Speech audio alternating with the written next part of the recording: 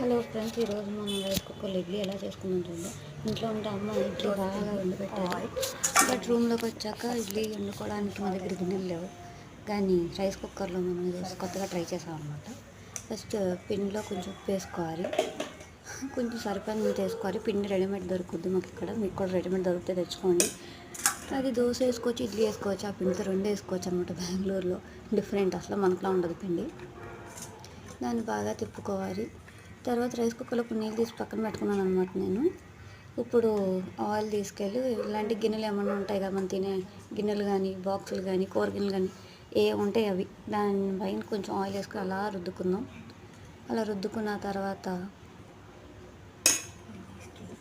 కొంచెం పిండి తీసుకుని అలా 4 గరిటెల పిండి అందులో వేసుకోవాలి.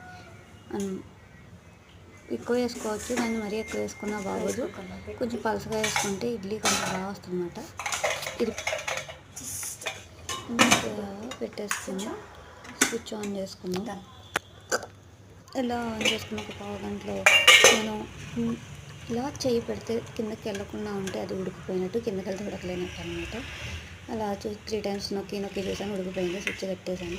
ఇది ఇప్పుడు మనం సర్వింగ్ దాంట్లో తీసుకొని తిన్నాను. చూసారు ఎంత స్మూత్గా వచ్చిందో, అమ్మ చేసిన ఇడ్లీ లాగా ఈజీగా చాలా బాగా వచ్చిందనమాట. ఇలా అంటే అలా ఇరుక్కుపోతుంది ఇడ్లీ. దీన్ని కొబ్బరి చట్నీ వేసుకుంటే సూపర్.